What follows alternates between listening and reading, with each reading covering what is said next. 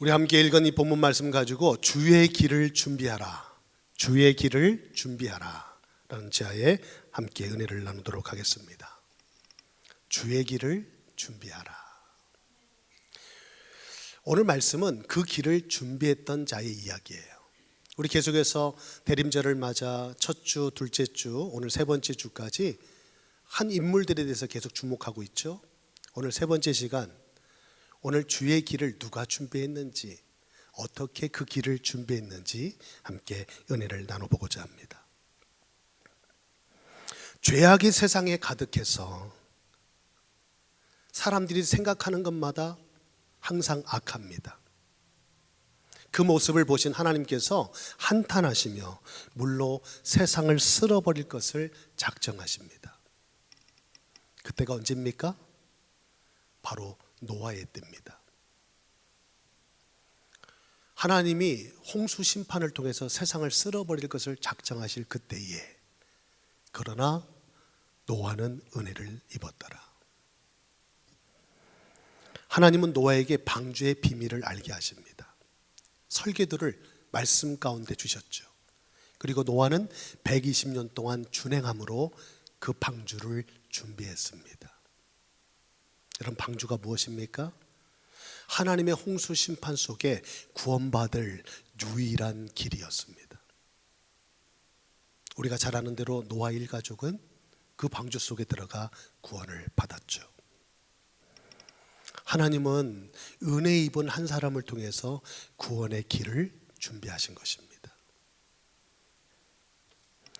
구약에 예언된 메시아가 때가 되매 처녀의 몸을 통해 이 땅에 나셨습니다. 하나님은 가브리엘 천사를 보내서 남자를 알지 못하는 한 처녀에게 이 수태 고지를 하시죠. 그녀는 바로 마리아입니다. 은혜 받은 자여 평안할지어다. 은혜 받은 자여 평안할지어다. 보라, 내가 잉태하여 아들을 낳으리니 그 이름을 예수로 하라. 마리아는 청청병력 같은 소리를 들은 것입니다. 처녀의 몸에서 아들이 난다니요. 여러분, 처녀가 아들을 낳을 수 있습니까? 성경은 분명히 말합니다. 남자를 알지 못하는 여자였다고. 약혼은 했지만 두 사람은 아직 정상적인 부부관계가 아니에요. 마리아는 동정녀요, 처녀의 몸이었던 그녀에게 오늘 이 수태고지는 참으로 충격이 아닐 수 없어요. 심히 혼란스럽고 두렵기까지 했을 겁니다. 그런데 놀랍게도 마리아는 이런 고백을 합니다. 주의 여종이오니, 주의 여종이오니 말씀대로 내게 이루어지이다. 노아의 때에 은혜 입은 노아 한 사람을 통해서, 그리고 예수님 초림 때에 은혜 입은 한 여인, 그것도 처녀인 마리아를 통해서 하나님은 이 세상 가운데 구원의 길을 여셨다는 것입니다. 하나님이 준비하셨고 하나님이 그 모든 일을 행하셨다는 사실을 우리는 말씀을 통해서 본 것입니다. 사랑하는 여러분, 오늘 우리가 12월 대림절을 맞이해서 계속해서 우리가 부르고 있는 찬양이 있습니다. 오늘도 설교 후에 그 찬양을 부를 텐데요, 그 찬양의 제목은 말씀 앞에 섭니다. 그 찬양의 가사에서 우리에게 참 울림이 되는 그 가사는 하나님 말씀 앞에서 떠는 자, 두려워 떠는 자, 말씀과 함께 운명을 거는 자, 그 한 사람을 통해서 하나님은 오늘도 구원의 길을 여신다는 것입니다. 하나님은 이 모든 계획, 하나님의 섭리하심을 이루시고자 친히 그 은혜 입은 자, 말씀 앞에 서는 자를 통해서 그 역사를 오늘도 이루고 계신다는 사실을 우리는 믿는 것이죠. 그래서 저는 오늘 그 말씀을 의지해서 이 자리에 앉아 계신 여러분들을 축복합니다. 우리 주님은 다시 오실 것입니다. 다시 오시는 주님의 길을 준비하는 자가 되면 어떨까요? 우리 다시 한번 눈을 맞추고 인사합시다. 마라나타. 마라나타. 왜 이쪽은 잘하시는데 이쪽은 인사를 안 하세요? 마라나타. 여러분, 마라나타가 무슨 뜻입니까? 주님이 곧 오신다는 거예요. 주님이 곧 오신다. 이것은 초대교회 성도들이 함께 나눴던 인사인데요, 그때도 주님이 곧 오신다고 인사했어요. 그런데 그때가 흘러 지금 우리가 사는 시대를 이름하여 말세지말이라고 말합니다. 말세 중에 끝자락이라는 거죠. 정말 주님이 곧 오십니다. 그러면 우리가 어떻게 사는 것이 가장 지혜로운 삶이고 가장 믿음 안에서 복된 삶을 살아가는 것인지 우리는 잘 깨달을 수 있어야 할 것입니다. 간절히 바라기는 정말 마지막 때 주님이 찾으시는 그 한 사람이 오늘 이 자리에 앉아 계신 바로 여러분이 되시길 주님의 이름으로 축원을 드립니다. 초림주로 이 땅에 오신 예수 그리스도는 약속대로 십자가에서 죽으셨습니다. 그리고 약속대로 그분은 3일 만에 다시 살아나셨죠. 그리고 자그마치 40일 동안 그분은 살아서 부활의 주님의 영광을 친히 나타내시면서 하나님의 나라를 선포하셨어요. 여러분 생각해 보세요. 십자가에 죽으셨던 주님이 다시 부활하시고 난 뒤에 40일 동안 하신 말씀이 무엇이냐? 이 말씀은 너무 중요한 말씀 아니에요? 그것도 우리가 잘 아는 대로 승천하시기까지 40일이에요. 주님은 아신 거예요. 보좌 우편으로 가실 것을, 승천하실 것을 아시고 40일 동안 선포하신 겁니다. 그것이 바로 하나님의 나라였다는 거예요. 이것이 우리에게 무엇을 가르쳐 주는 겁니까? 여러분, 우리의 신앙의 초점이, 우리의 믿음의 결론이 바로 거기에 있어야 된다는 거예요. 부활하신 주님의 메시지, 이것은 오늘 장성원 목사가 전하는 설교와 비할 바가 아닐 것입니다. 아니, 오늘 제가 전하고 있는 이 말씀도 하나님 말씀이지만 제 말이 아니잖아요. 하나님 말씀을 전하고 있지만 부활하신 주님께서 40일 동안 하나님의 나라를 선포하심은 그 어떤 설교와도 비할 바가 아닌 거죠. 하나님의 나라를 선포하시고 승천하신 예수님께서 마지막 약속을 남기셨어요. 그게 뭐예요? 성령이었어요. 성령이 올 것이다. 몇 날이 못 되어 너희가 성령을 받게 될 것이다. 아버지의 약속을 붙잡고 두려워 말고 예루살렘을 떠나지 말고 기다려라. 그리고 주님이 승천하시고 난 뒤에 자그마치 단 10일 마음을 같이하며 전혀 기도에 힘썼던 마가다락방에 그 약속의 성령이 임하게 된 것입니다. 오늘 저와 여러분 속에 그 약속의 성령이 보혜사로 찾아와 함께 하시는 줄 우리는 믿습니다. 그 성령은 우리로 하여금 그 나라를 바라보게 하고 그 나라에 들어갈 수 있는 모든 길을 우리와 함께 오늘 동행하시며 이 세상 끝날까지, 주님 다시 오실 때까지 우리의 걸음을 주님 앞으로 이끄실 줄 믿습니다. 중요한 것은요, 주님이 승천하실 때 하늘에서 음성이 들려옵니다. 너희가 본 그대로 다시 오리라. 여러분 정말 믿으세요? 정말 주님이 다시 오십니까? 그렇다면 오늘 우리가 그분 앞에 서기까지 어떤 믿음의 삶을 살아야 될까요?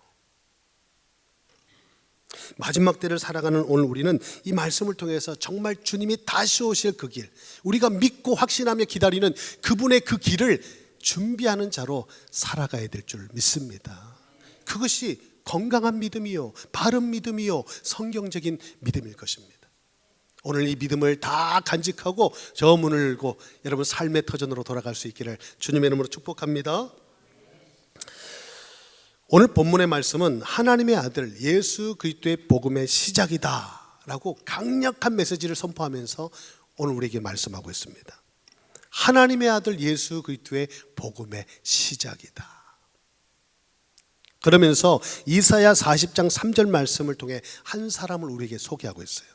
한 사람을 소개하고 있는데요. 오늘 2절 말씀이죠. 보라, 내가 내 사자를 내 앞에 보내노니 그가 내 길을 준비하리라. 그는 광야에 외치는 자의 소리가 있어 이르되 너희는 주의 길을 준비하라. 그의 오실 길을 곧게 하라. 이사야 선지자의 말씀을 인용해서 우리에게 소개하고 있는 이가 누굽니까? 여러분 잘 알고 계시는 바로 세례 요한입니다. 자, 우리는 오늘 이 말씀을 통해서 주님이 오실 길을 준비했고 오늘 그 대로를 수축했던 오늘 세례 요한, 그 세례 요한에 대해서 오늘 말씀을 나누고자 합니다. 그는 메시아의 선구자요, 유대 광야 같은 이스라엘 백성들의 척박한 심령을 향해서 회개 세례를 전파했던 자입니다. 다시 말해서 회개하라는 거예요. 여러분, 세상 사람들은 오늘 성탄절을 앞두고요, 이제 한 주간 앞두고 있는 성탄절입니다. 마음도 손도 바쁠 거예요. 나름대로 선물도 준비해야 되고 식당도 예약해야 되고, 왜냐하면 성탄절에 세레모니를 해야 되거든요. 축하를 하고 서로 사랑을 나누고 선물을 나누고 기쁜 날을 함께 보내야 되기 때문에 마음도 생각도 바쁠 거예요. 그런데 그런 시점에 놓여 있는 우리에게 오늘 하나님 말씀은 무엇을 촉구합니까? 회개하라는 거예요. 회개하라. 이것이 예수가 그리스도로 이 땅에 오실 길을 준비하는 자의 입술에서 선포된 말씀이었다는 거예요. 우리는 지난 시간 알았습니다. 말씀을 함께 나눴습니다. 그분이 하나님이신 예수님이 왜 이 땅에 인간의 몸을 입고 오셔야만 했는지. 왜 오셨죠? 첫째, 죄 문제 해결하려고 오셨다. 할렐루야. 그 다음에 우리 인생의 주인을 바꾸시기 오신 거예요. 여러분, 죄 문제를 해결하시고 그 죄인들을 구원하시고자 하나님이 신이 인간이 되신 날이에요. 여러분, 그날을요, 죄인된 우리가 마냥 기뻐할 수가 없어요. 기뻐하기 전에 먼저 회개해야 할 것입니다. 그 이름 앞에 무릎을 꿇어야 돼요. 참된 회개만이 참된 은혜를 입을 수 있기 때문입니다. 우리 주님은요, 이 세례 요한의 사역으로 준비된 길을 따라 이 땅에 오신 것입니다.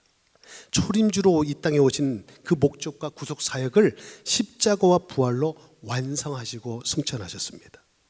그리고 성경은 승천하신 예수님께서 마지막 때 다시 오실 것을 약속하고 있습니다. 그때 인자의 징조가 하늘에서 보이겠고 그때 땅의 모든 족속들이 통곡하며 그들이 인자가 구름을 타고 능력과 그 영광으로 오는 것을 보리라. 사도행전 1장 11절에 말씀드린 것처럼 너희가 본 그대로 다시 오실 것을 성경은 분명히 말씀하고 있어요. 그렇다면 초림주로 이 땅에 오신 예수 그리스도, 그 길을 준비했던 세례 요한처럼 오늘 우리가 마지막 때 다시 오실 주님의 길을 예비하는 자가 반드시 되어야 된다는 거예요.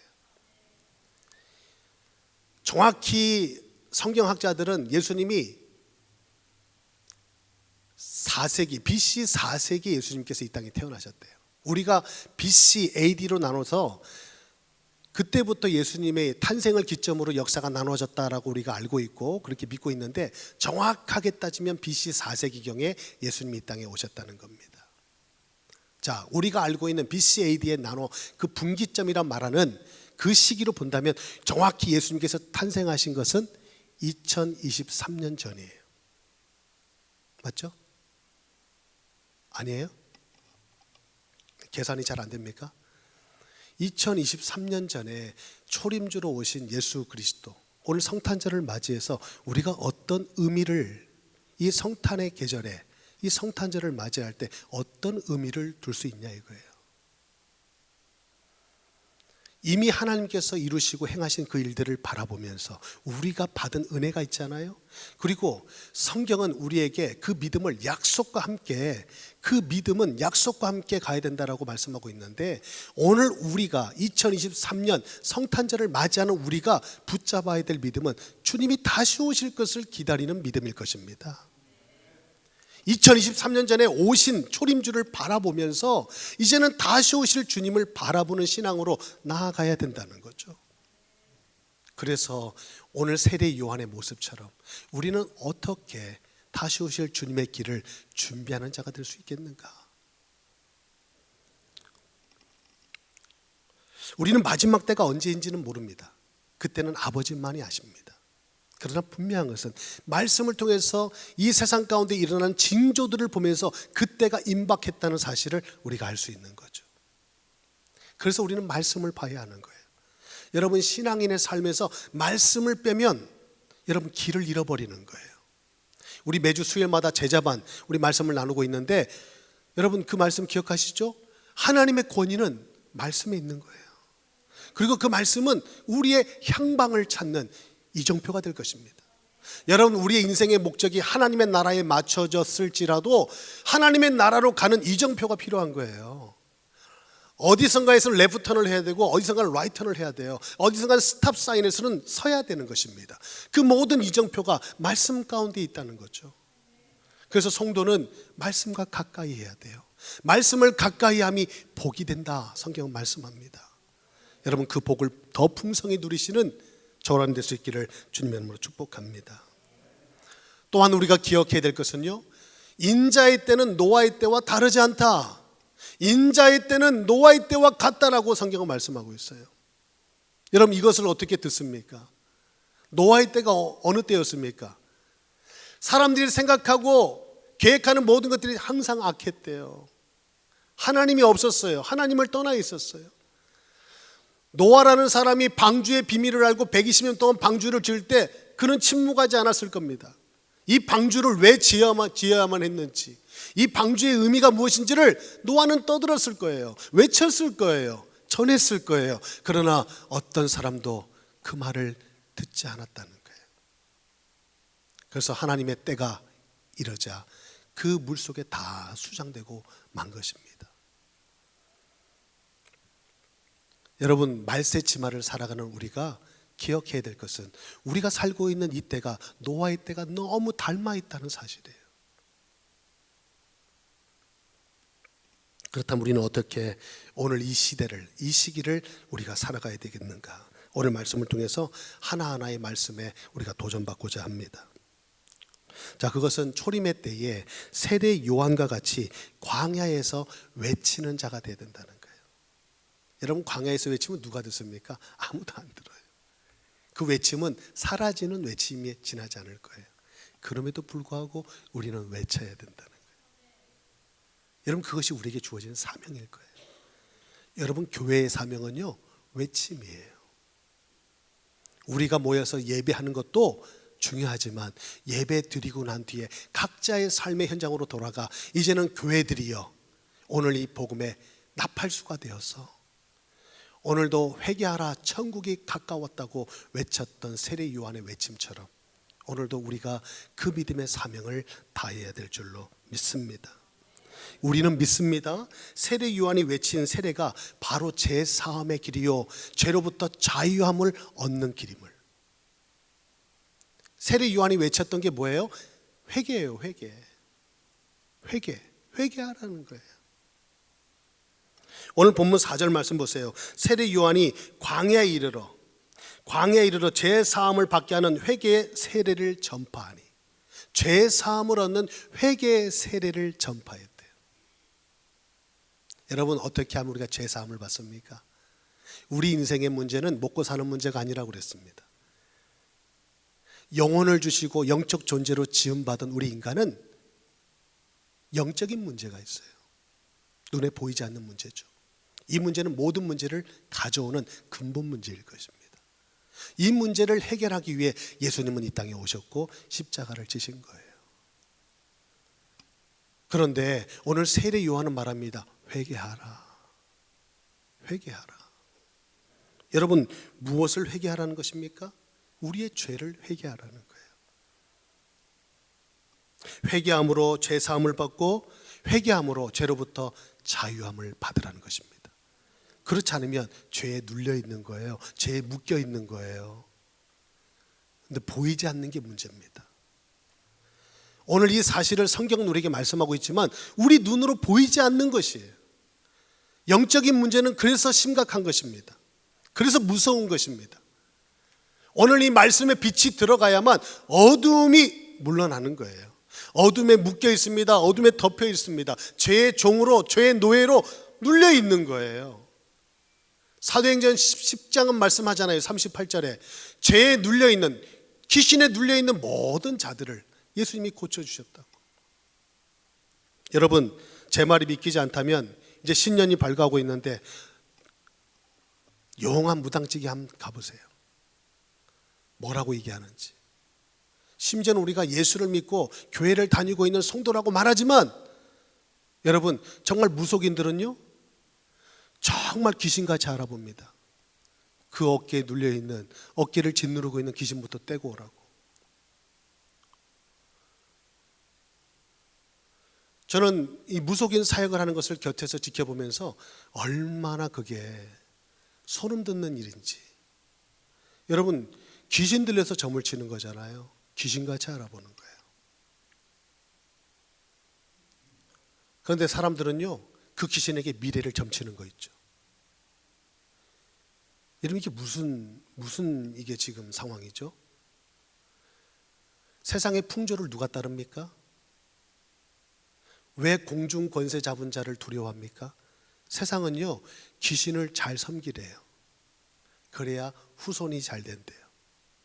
그래서 성경은 뭐라고 가르치죠? 귀신을 쫓으라는 거예요. 네가 대적하면 물러난다는 거예요. 네 안에 빛이 있기 때문에. 여러분, 오늘 이 영적인 비밀을 알고 우리가 이 복음을 전해야 될 이유를 분명히 여러분 가슴에 간직하기를 축복합니다. 오늘 이것이 복음의 시작이래요. 요한일서 1장 9절은 말합니다. 만일 우리가 죄를 자백하면 그는 묻부시고 의로우사 우리 죄를 사하시며 우리를 모든 불의에서 우리를 깨끗게 하실 것이요.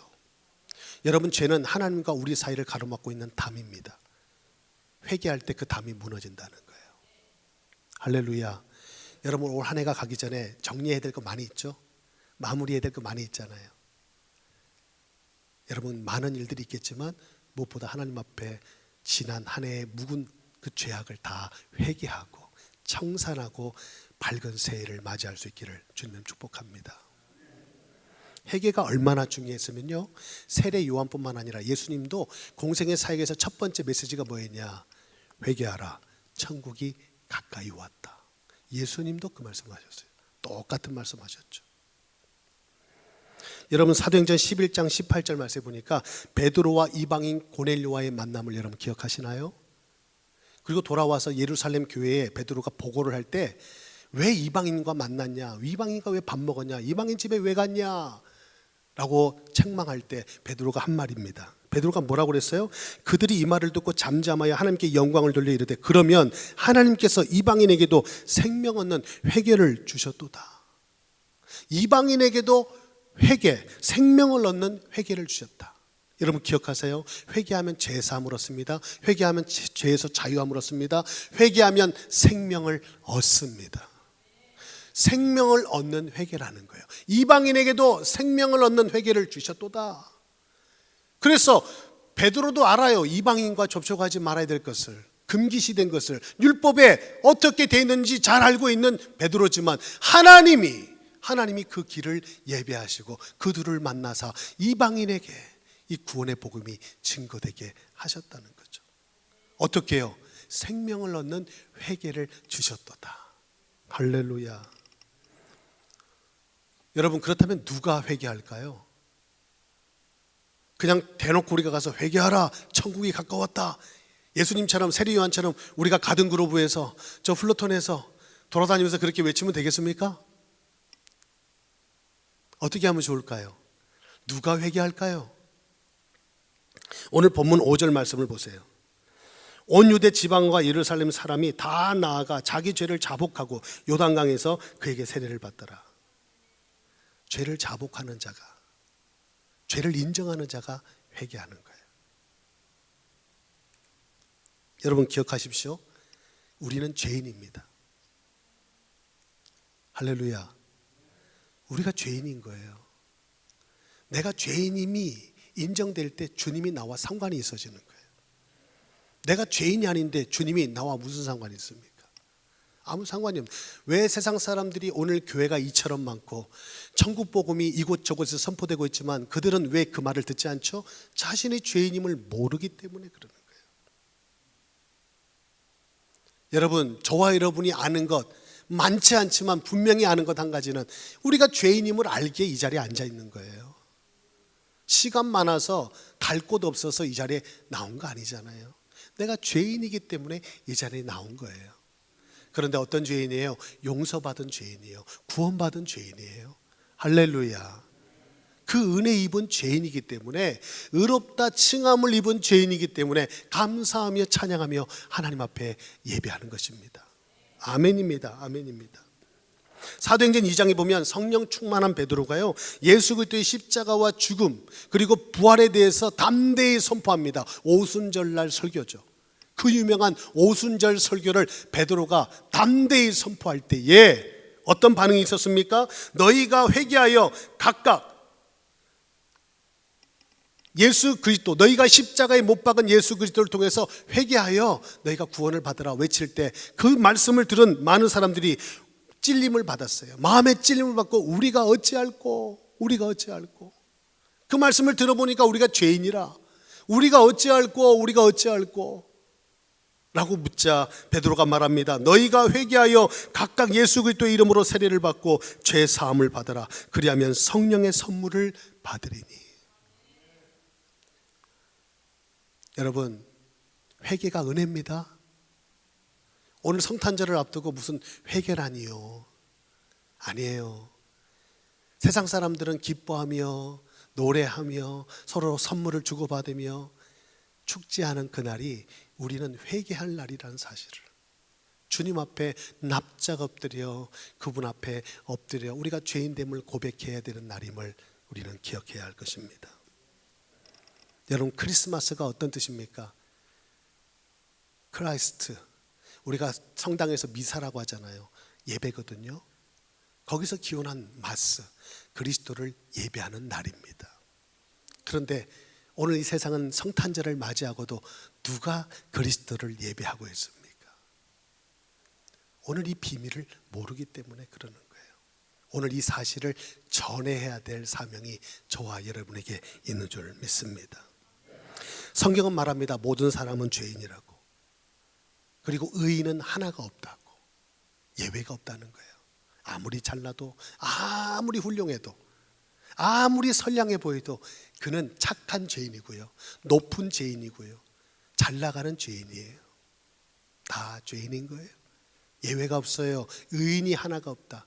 의인이 한 사람만 있었어도 예수님은 이 땅에 오시지 않았습니다. 오실 필요가 없는 거죠. 여러분, 문둥병 들어보셨어요? 요즘은 들어보기 힘든 병 이름인데요, 나센병이라고 하고 한센병이라고도 했잖아요. 여러분, 그 병이 왜 무서운 줄 아십니까?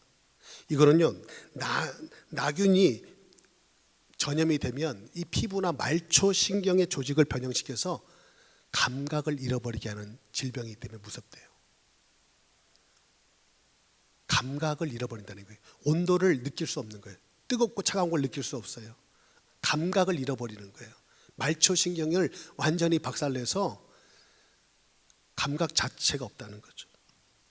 그래서 어떤 외상을 입어도 감각이 없어요. 2차 감염이 발생해도 손가락 발가락이 다 잘려나가도 감각이 없대요. 그래서 이 병이 무섭답니다. 문둥병은요, 무감각한 병이에요. 그런데 이것은 육신적으로만이 아니라 우리 영적으로, 우리가 죄에 대해서 무감각한 것이 영적인 문둥병이 아니고 무엇이겠냐 이거예요. 오늘 이 세상은 영적인 문둥병에 다 걸려있는 듯 보입니다. 오늘 이것을 아는 우리가 어찌해야 되겠습니까? 오늘 이 시간 혹여나 오늘 이 자리에 앉아 계신 여러분들 중에 그런 문제가 있다면 오늘 치유받는 은혜의 날이 되기를 축복합니다. 하나님 말씀 앞에 감각이 살아나야 돼요. 말씀을 들을 때 찔림을 받아야 돼요. 여러분, 말씀 앞에 누가, 오늘 이 자리에 서 있는 목사가 오늘 말씀을 전할 때 마음에 찔림이 있을 때, 여러분, 그 찔림을 받고 이를 갈면 안 돼요. 말씀에 찔림을 받은 사람 두 종류가 있는데요. 반응이 하나는 이를 갈고 하나는 회개하고. 여러분 전자가 돼서는 안 됩니다. 하나님 앞에 그 찔림을 받을 때는 하나님께서 그 은혜를 우리에게 주시겠다는 거예요. 여러분 회개할 때 제사함 얻고 생명을 얻는 줄 믿습니다. 아멘입니다. 아멘입니다. 여러분 누가 병원에 찾아갑니까? 아픈 사람이 찾아갑니다. 병이 없는 사람에게는 의사가 아무 소용이 없어요. 의미가 없어요. 오늘 이 시간 이 말씀을 통해서 축복하고 싶은 것은 여러분 노년에 병원 신세 앉기를 축복합니다. 의사가 그러면 병원이 망하면 안 되지만 여러분 의사를 볼 일이 없기를 바라요. 제가 보니까 미국 오니까 의사 보기가 쉽지 않아요.